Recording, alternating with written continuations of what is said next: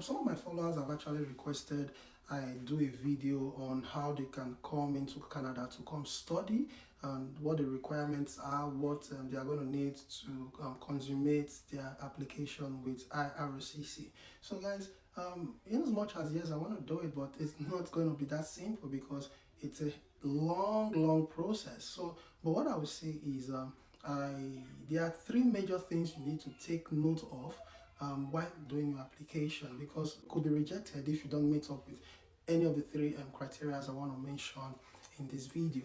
So guys, tune in and let's assume that you've already applied to the school, they've given you admission, you have your admission in your hands. What you just need to do now is to apply to the Canadian embassy to get your your visa or your study permit. So here are the three criteria that you need to watch out for while doing your application. I'm not going to go into each and every one of the documents that you need, but I'll just give you a guideline as to the criteria, the three major things they look out for. Yeah, there are others, but I will stick to the major three. So one of the criteria on my list is that you need to be able to show the purpose in which you want to go study in Canada. Yeah, so this is going to be explicitly stated in your statement of purpose, which we call SOP. You know that in Canada, there's no room for you to physically engage with the visa officer. So what they want to see is your SOP. So while writing your SOP, you should be able to clearly define and state why you want to come school in Canada. You say you are coming to come study project management, cybersecurity, human resources. You want to state why you've chosen Canada as your destination, and also why you've decided to study that course.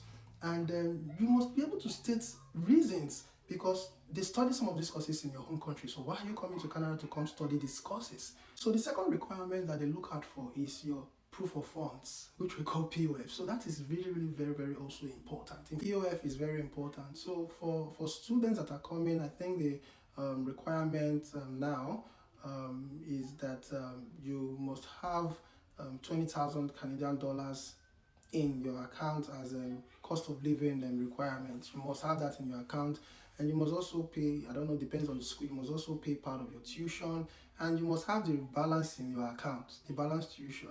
And even if you don't have it, yes, it's not compulsory you have it, but on your SOP you should state how you intend to pay the balance of your tuition, because they want to be very sure that you are not coming to Canada to come work to pay your school fees, and see that yes, you have enough funds that will enable you to continue to stay throughout the duration of your school. So guys, lastly on the list is your home ties.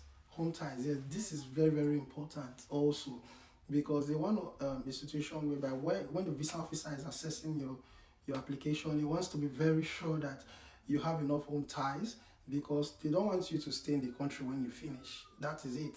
They want a situation whereby when you finish your course, you are going back to your country. You'll be able to show to them that yeah, you have enough home ties, probably by way of you have a good job that you are doing in Nigeria, you're only going for studies, and you have probably a good business at home that you are managing. You are just only taking 1 year or 2 years of work of your business to go study, and also you have your families, your children, your kids, they are all in Nigeria. You have a lot of assets that you know that definitely you can't leave those assets and just run to Canada. So those are some of the home ties that you must be able to show and prove. There must be evidence, documents to show that yes, these are some of the home ties that you have in your country. Yeah, there are other requirements, but these three, I'm telling you, if you are able to show to the visa officer that you meet up with these three requirements, which I've succinctly talked about, then I think you stand a chance of getting your visa to come study in Canada.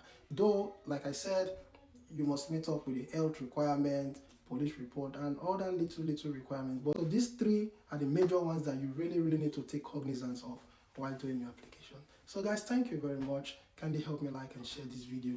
I'll see you on the next video.